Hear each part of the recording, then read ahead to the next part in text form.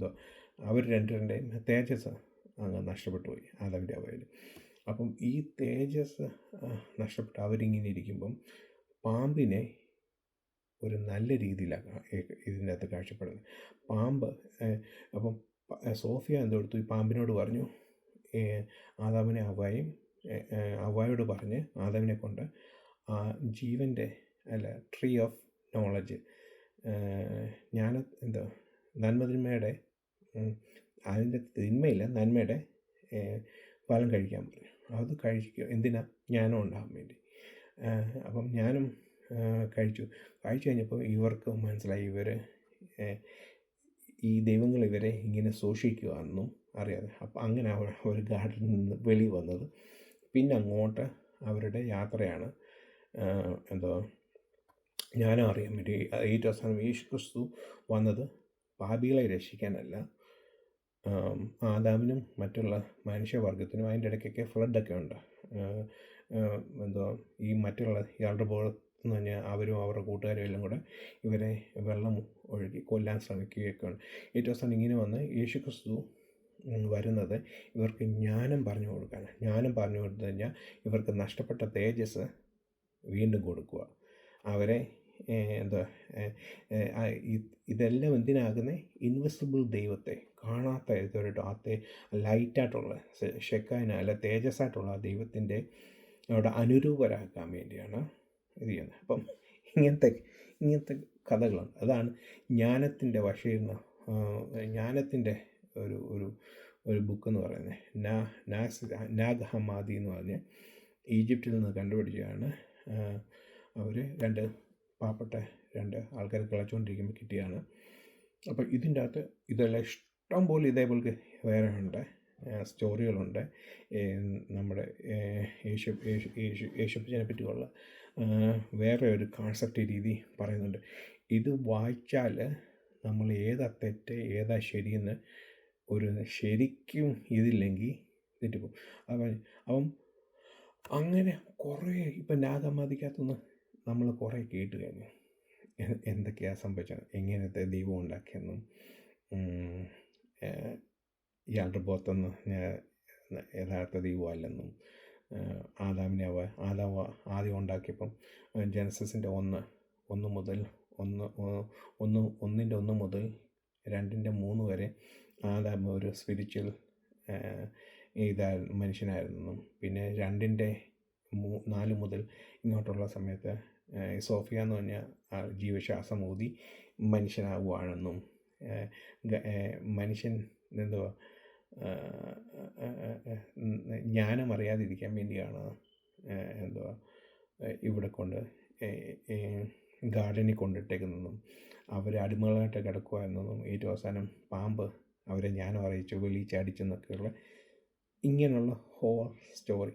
അപ്പം ഞാനിതെല്ലാം വായിച്ചപ്പോൾ ഓർക്കുക, എൻ്റെ ദൈവമേ, കഴിഞ്ഞ ദിവസം പറഞ്ഞ പോലെ ഉലയിൽ 7 പ്രാവശ്യം ഊതി കഴിച്ച പോലെ എത്ര ഇങ്ങനെ എന്തെല്ലാം സ്റ്റോറികളാണ് വരുന്നത്, എന്തെല്ലാം കഥകളാണ് വരുന്നത്. ഇതെല്ലാം വായിച്ചു. ഇപ്പം ഞാനൊരു എക്സാമ്പിൾ വെക്കാം. നമ്മൾ ആദ്യമായിട്ടൊക്കെ പെന്തക്കോസ്തി അല്ലെങ്കിൽ ഹിന്ദുക്കളിൽ നിന്ന് ഏത് ഇതിൽ നിന്നായിക്കോട്ടെ അവർ വരുമ്പം അവരെന്തുമാത്രം കഷ്ടതകളും പ്രയാസങ്ങളും പട്ടിണികളും നിന്ദകളും ഒക്കെ അനുഭവിച്ചിട്ടാണ് അവർ ഈ സ്റ്റേജിൽ വരുന്നത്, അല്ലേ? ദൈവത്തിൻ്റെ സ്നേഹം മാത്രം ഓർത്തുകൊണ്ട് എല്ലാം ചപ്പന്നും ചവർന്നും എണ്ണി അവർ വരുന്നത്. അവർ വന്ന് അപ്പോൾ എന്ന് പറയുന്നത് നമ്മുടെ ഈ വചനം നോക്കി എന്തെല്ലാം കഷ്ടപ്പാട്, ദൈവങ്ങൾ തമ്മിലടി,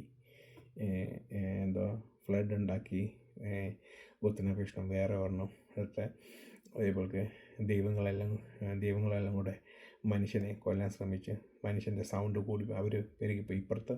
ഇപ്പുറത്ത് വന്നുള്ള മനുഷ്യനെക്കാട്ടി കൂടുതൽ ജ്ഞാനം ഉണ്ടായെന്ന് അറിഞ്ഞതിൻ്റെ കുശുമ്പ് കൊണ്ടാണ് മറ്റേ ഇയാളുടെ പുറത്തും അവരുടെ ആൾക്കാരും ഫ്ലഡ് ഉണ്ടാക്കി മനുഷ്യനെ കൊല്ലാൻ ശ്രമിച്ചത്. അതേപോലെ പറയാൻ വിട്ടുപോയ വേറെ ഒരെണ്ണമുണ്ട്. എന്ന് വെച്ച് കഴിഞ്ഞാൽ ആദാമും ഹവ്വയ്ക്കും മക്കളുണ്ടായി, ആദമുണ്ടായി. ആദം യഥാർത്ഥ ഈവുമായിട്ടുള്ളതല്ല. ആദമും ഹവ്വയും കായിന്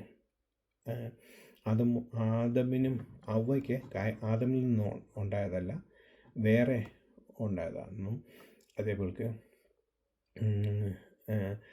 ഏബൽ എന്ന് പറയുന്ന അവർ ആദം ഉണ്ടായ, അതുകൊണ്ടാണ് ഈ സഹോദരങ്ങൾ തമ്മിൽ ഫൈറ്റ് ഉണ്ടായതെന്നും കൈൻ ആബേലിനെ കൊന്നതും അതുകൊണ്ടാണെന്നും. അപ്പം അത് കഴിഞ്ഞ് കൈൻ്റെ സന്തതിയാണ് ഈ എന്താ നാശത്തിലോട്ട് പോകുന്നതും.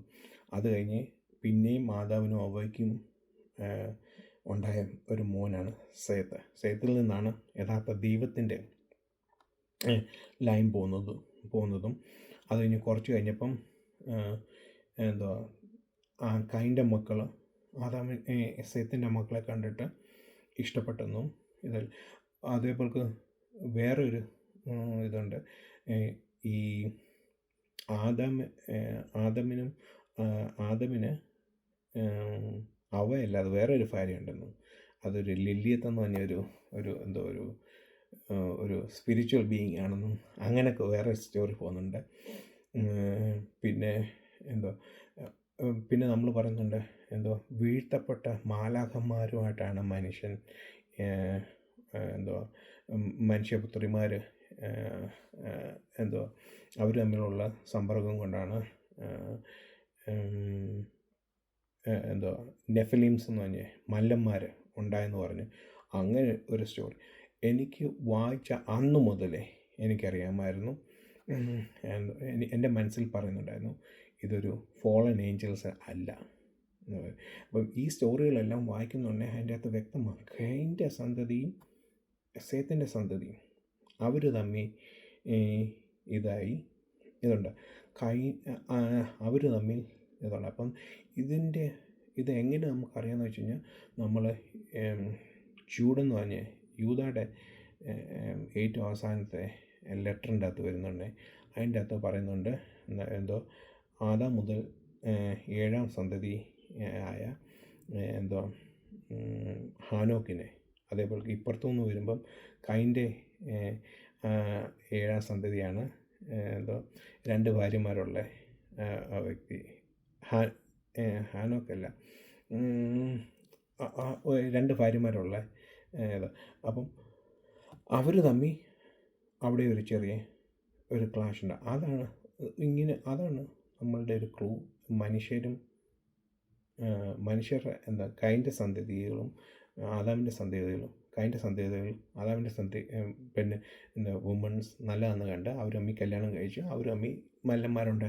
പക്ഷേ ഇതിന് നമ്മൾ അതിൻ്റെ ഇടയ്ക്ക് ഫോളൻ ഏഞ്ചൽസ് ഇങ്ങനെ ഒത്തിരി, അതുകൊണ്ടാണ് പൗലോസ് എപ്പോഴും പറയുന്നത് ഇതേപോലുള്ള ഒത്തിരി സ്റ്റോറീസ് ഉണ്ട്. Don't mix all dum together. നമ്മൾ ഏതാ തെറ്റെന്നും ശരിയെന്നും നോക്കി എടുത്തിട്ട് വേണം നമ്മൾ ഇൻ്റർപ്രറ്റ് ചെയ്യാൻ, അത് പറയാൻ വേണ്ടി. അതൊന്നും ഇതിൻ്റെ അകത്ത് ഇപ്പം നമ്മൾ മിക്ക ആൾക്കാരും ഒരു 90% ഓഫ് ആൾക്കാരും ചിന്തിച്ചിരിക്കുന്നത് ഫോളൻ ഏഞ്ചൽസാണ്. ഫോളൻ ഏഞ്ചൽസ് എങ്ങനെയാണ് വരുന്നതെന്നുള്ളതും ഞാൻ പറഞ്ഞു. അതുകൊണ്ട് ഞാൻ പറഞ്ഞു ഷിപ്പ് എന്ന് പറഞ്ഞൊരു കാര്യം ഈ ആർക്കിയോൺസിനെ ഉണ്ടാക്കിയപ്പം അതൊരു ഷിപ്പാണെന്നും ഒക്കെ അത് നമ്മൾ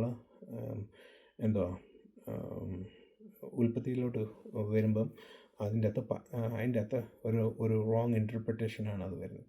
അപ്പം അങ്ങനെ ഫോളൻ ഏഞ്ചൽസ് വന്നു, അത് മനുഷ്യരുമായിട്ട് സ്ത്രീകളുമായിട്ട് സമ്പർക്കമുണ്ടായി, നെഫിലിംസ് മല്ലന്മാരുണ്ടായി എന്നൊക്കെ പറഞ്ഞ് ഉണ്ട്. അപ്പം അങ്ങനെ മല്ലന്മാരാണെന്നുണ്ടെങ്കിൽ എന്തുകൊണ്ട് സാംസൺ അതൊരു നല്ലൊരു ലൈനല്ലായിരുന്നു. അതേപോലെ യൂദായുടെ ലയനത്തിൽ നമ്മൾ കൊടുക്കുന്നു 6 മുതൽ 7 സന്തതി, കൈൻ മുതൽ 7 സന്തതി, എന്തിനാ അവിടെ കൊടുത്തേക്കുന്നത്. അപ്പം ഒത്തിരി റോങ് ആയിട്ടുള്ള സ്റ്റോറികളും ഇതെല്ലാം നമ്മൾ ഈ ജനസിസിൻ്റെ അകത്ത് വന്നിട്ടുണ്ട്. പക്ഷെ അത് നമ്മൾ തെറ്റേതാ ശരിയേതാന്ന് നമ്മൾ വേർതിരിച്ച് നമ്മൾ റൈറ്റ് ഇത് കണ്ടുപിടിക്കണം, റൈറ്റ് വേ ചിന്തിച്ച് കൊണ്ട് വേണം പോകാൻ, മനസ്സിലായി. അപ്പം അങ്ങനെ ഒരു ഒത്തിരിയും ഇത് കഥകളുണ്ട് കൈനും ആബേലും തമ്മിലുള്ള. അതേപോലെ പല ആൾക്കാരും ചിന്തിക്കുന്ന വേറൊരു സ്റ്റോറിയാണ് നോഹയുടെ മക്കളാണ്. നോഹ എന്തിനാ കനാനെ ശപിച്ച്, ഹാമ നോഹയുടെ എന്തോ കാണിച്ച് നഗ്നത കണ്ടു എന്നുള്ളതിന് നഗ്നതയ്ക്ക് പല ഇൻ്റർപ്രിട്ടേഷനാണ് വെച്ചിരിക്കുന്നത്. അതെല്ലാം വരുന്നത് ഇതേപോലുള്ള സ്റ്റോറികൾ, ഇങ്ങനത്തെ സ്റ്റോറികൾ ഒത്തിരി ഉണ്ട് ഇതേപോലുള്ള. ഇപ്പം ഗിൽഗമേഷ് ഓഫ് എപ്പിക്കും അതേപോലെ അതൊക്കെ അവർ കണ്ടുപോയത്. പക്ഷേ നാഗമാതി എന്ന് പറഞ്ഞാൽ അതേപോലുള്ള വേറെ കുറേ സ്റ്റോറികളുണ്ട്, ഇതേപോലുള്ള ചെറുകളുണ്ട്. അതിൻ്റെ അകത്തു നിന്നുള്ള ഓരോ കോൺസെപ്റ്റ് ആൾക്കാരെടുത്തിട്ട് ജനസിസിൻ്റെ അകത്തോട്ട് മിക്സ് ചെയ്തിട്ട്, മനസ്സിലായി, അങ്ങനെ ഒത്തിരിയും വരുന്നത്. അപ്പം നമ്മൾ നല്ലതാണ്. അതുകൊണ്ടാണ് ലാസ്റ്റ് പ്രാവശ്യത്തേതിൻ്റെ പറഞ്ഞേ ദൈവവചനം 7 പ്രാവശ്യം 7 ടൈംസ് കാണിക്കുന്ന 7-നൊരു പ്രത്യേകതയുണ്ട്. അപ്പോൾ ആ അങ്ങനെ പ്യൂരിഫൈ ചെയ്ത വചനത്തിൻ്റെ അകത്ത് നമ്മൾ മാലിന്യം കയറ്റരുത്. അതുപോലെ പൗലോസ് പറയുന്നത് ജ്ഞാനത്തിൻ്റെ യാതൊരു വിധമായ സ്റ്റോറികളും ഇതും ഒന്നും അടിച്ചു കയറ്റി റോങ്ങായിട്ട് ചിന്തിക്കരുത്, റോങ്ങായിട്ട് ഇത് പറയില്ലെന്ന് പറയും. അപ്പം ഈ സ്റ്റോറികളെല്ലാം പറഞ്ഞ് എന്തിനാണെന്ന് പറഞ്ഞാൽ ഇതേപോലുള്ള രീതിയാണ് പഴയ ആൾക്കാരുടെ കാഴ്ചപ്പാടുകളും. ഈ ജനസിസിൻ്റെ ഇനിയും തുടങ്ങാൻ പോകുന്നതിൻ്റെ അകത്ത് ഇഷ്ടംപോലെ ഇതേപോലുള്ള സ്റ്റോറികൾ എക്സ്പോസ്ഡ് ആയിട്ടുണ്ട് അന്നത്തെ ആൾക്കാർ.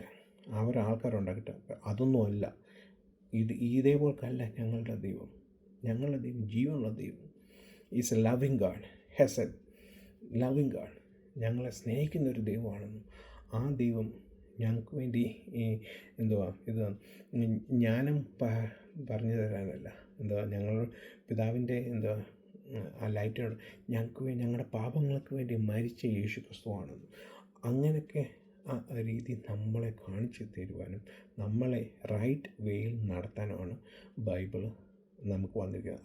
ആബ്വിയസ്ലി ഒറിജിനൽ ട്രാൻസ്ലേഷൻ മുഴുവൻ പോയി, പിന്നെ നമുക്കുള്ള കോപ്പിയാണ്. അപ്പം ഇപ്പോൾ എല്ലാവരും അതായത് കോപ്പി കൊണ്ടുള്ള അതോറിറ്റി എങ്ങനെയാണ്, അതെൻറ്റിസിറ്റി എങ്ങനെയാണെന്ന് ഉള്ള രീതി ചോദിക്കാറുണ്ട്. അപ്പം പറഞ്ഞുതരാം. ഇപ്പം നമ്മുടെ നാട്ടിലെ കഴിഞ്ഞിടയ്ക്ക് ഒരു ഒറിജിനൽ ഡോക്യുമെൻ്റ് നഷ്ടപ്പെട്ടു പോയി, ഇല്ല, കോപ്പി മാത്രമേ ഉള്ളൂ. അപ്പം അവർ പറഞ്ഞേ പഞ്ചായത്ത് മെമ്പറിനെ 2 വിറ്റ്നസ്സിനെയും കൂടെ കൊണ്ടുപോയി കൊടുക്കുക. അപ്പോൾ അവരത് ഒറിജിനൽ ഡോക്യുമെൻ്റ് ആക്കി തരാം. അപ്പം നമ്മൾക്ക് പറയാനുള്ള ഇഷ്ടംപോലെ ഇതുണ്ട്. ഒന്ന് സെപ്റ്റുവജൻ്റുണ്ട്, മാസോററ്റിക് ടെക്സ്റ്റ് ഉണ്ട്. ഇവൻ്റെ കോപ്പി ആണെങ്കിൽ അത് ഒറിജിനലിൽ നിന്ന് ഇങ്ങനെ വന്നിട്ടുള്ള. പിന്നെ സൈനാറ്റിക്സ് ഉണ്ട്, പിന്നെ അലക്സാൻഡ്രിയറ്റിക്കസ് ഉണ്ട്. അലക്സാൻഡ്രിയ എന്ന് പറഞ്ഞു കഴിഞ്ഞാൽ ഈ അതേപോലെ സൈനറ്റിക്സ് ഉണ്ട്, അലക്സാൻഡ്രിക്സ് ഉണ്ട്, വെറ്റിക്കാനസ് ഉണ്ട്. പിന്നെ ഇതെല്ലാം അതോറിറ്റേറ്റീവായിട്ടുള്ള കോഡക്സുകൾ. അതിനെ വെച്ചുകൊണ്ടാണ് നമ്മൾ കോപ്പികളെല്ലാം ശരിയാണ്. ഇങ്ങനെ കോപ്പികൾ ഇതെല്ലാം വെച്ച് നോക്കുമ്പോൾ നമ്മുടെ ബൈബിളകത്ത് 99% അല്ലെങ്കിൽ 98% ഇതല്ല. ബാക്കിയുള്ളത് ഈ 100% എന്ന് പറയാം. പക്ഷേ മറ്റുള്ളത് ഇത് എന്താണെന്ന് വെച്ച് കഴിഞ്ഞാൽ ചെറിയ ഇതുകളാണ്, ചെറിയ ഭാഗങ്ങൾ. ഒരു കോപ്പിക്കകത്ത് ഇത് കാണും. കഴിഞ്ഞ ദിവസം പറഞ്ഞാൽ യോഹന്നാൻ്റെ സുവിശേഷത്തിൻ്റെ അകത്തെ അവസാനത്തെ മർക്കോസിൻ്റെ സുവിശേഷത്തിൻ്റെ അകത്ത് അവസാനത്തെ 16-ാം അധ്യായത്തിൻ്റെ 8 വരെ ഉള്ളൂ. ചില കോപ്പികൾക്കകത്ത് അത് ഫുള്ളുണ്ട്. ഇപ്പം നമ്മൾ ബൈബിൾ വായിച്ച് നോക്കുമ്പോൾ ഒരു 2 ബ്രാക്കറ്റ് ഇട്ടേക്കുന്ന ഭാഗം കാണും. അത് ഒറിജിനൽ കോപ്പിക്കകത്തുണ്ട്, പക്ഷേ ഒറിജിനലിനകത്തില്ല, മനസ്സിലായി. അപ്പോൾ അവർ അതിൻ്റെ അകത്തൂടെ വെച്ചു. അങ്ങനെയുള്ള കുറച്ച് ഭാഗങ്ങളല്ലാതെ 100% ശരിയാണ്, മനസ്സിലായി. അപ്പോൾ നമ്മൾ പിന്നെ മറ്റുള്ള സ്റ്റോറികളെല്ലാം വായിച്ച് ഇതിൻ്റെ അകത്തോട്ട് ആഡ് ചെയ്യാതിരുന്നാൽ മതി. ഇപ്പം ഇങ്ങനെയുള്ള ഇതേപോലുള്ള സ്റ്റോറികൾ പലതും ബൈബിൾ വായിച്ചിട്ട് ദൈവത്തിൻ്റെ മക്കൾ ബെനെ എലോഹിം എന്നാണ് അതിൻ്റെ അതേ. അപ്പോൾ ദൈവത്തിൻ്റെ മക്കൾ ഇവിടെ വന്നു, എങ്ങനെ വന്നു അത് കഴിഞ്ഞ് അപ്പം അത് ഇൻ്റർപ്രറ്റ് ചെയ്യാൻ വേണ്ടി യോബിൻ്റെ പുസ്തകത്തിൻ്റെ അകത്ത് പോയി. യോബിൻ്റെ പുസ്തകത്തിൻ്റെ അകത്ത് ദൈവത്തിൻ്റെ മക്കൾ ദൈവത്തെ സേവിക്കാൻ വന്നപ്പോൾ അവിടെ സാത്താനുണ്ടായിരുന്നു എന്ന് പറയും. ഓക്കെ, സമ്മതിച്ചു. ദൈവത്തിൻ്റെ മക്കൾ, നമ്മൾ ഞായറാഴ്ച എല്ലാ ആൾക്കാരും ദൈവത്തിൻ്റെ മക്കളെല്ലാവരും കൂടെ ദൈവത്തെ സേവിക്കാൻ വേണ്ടി ചെല്ലുന്നുണ്ട്, റൈറ്റ്? അതേപോലത്തെ ഒരു കോൺസെപ്റ്റ് നമുക്ക് എന്തുകൊണ്ട് യോബിൻ്റെ അകത്ത് കൊടുത്തുകൂടാ? എന്തിനാത് ദൈവത്തിൻ്റെ മക്കൾ എന്ന് പറഞ്ഞാൽ മാലാഖമാരാണെന്നും അതൊക്കെ അത് അങ്ങനെ ഒരു ഇൻ്റർപ്രിട്ടേഷൻ വരാൻ കാര്യം ഇതേപോലുള്ള നാഗമാദി പോലുള്ള അങ്ങനെ ഒത്തിരി ടെക്സ്റ്റുകൾ ഉള്ളതുകൊണ്ട് നമ്മൾക്ക് നമ്മളെ ഈസി വേ തെറ്റിച്ചുകൊണ്ട് പോകും. എന്നാൽ അതേപോലെ നോഹയുടെ നഗ്നത കണ്ടു. എന്തുകൊണ്ട് നഗ്നത കണ്ടു? അപ്പം മറ്റേ 2 സഹോദരന്മാർ അവർ എന്തെടുത്തു, തുണിയുമായിട്ട് ബാക്ക് തിരിഞ്ഞ് നടന്നു. അപ്പോൾ അവർക്കെന്തോ നഗ്നത കണ്ടുകൂടായിരുന്നു. സോ റോങ്, ഈസി ആയിട്ടുള്ള വേയിലെടുത്ത് റോങ് ആയിട്ട് ഇൻ്റർപ്രറ്റ് ചെയ്ത് ഇങ്ങനെ പോകും. അതുകൊണ്ടാണ് നമ്മുടെ വചനം 7 times പ്യൂരിഫൈ ചെയ്ത് നമുക്ക് തന്നാലും നമ്മളത് ഡൈല്യൂട്ട് ചെയ്യരുത്, നമ്മളത് മിസ്ഇൻ്റർപ്രറ്റ് ചെയ്യരുത്. അതുകൊണ്ടാണ് ഞാൻ ആദ്യം പറഞ്ഞത്, സയൻസ് കൊണ്ട് നമ്മൾ ജെനസിസ്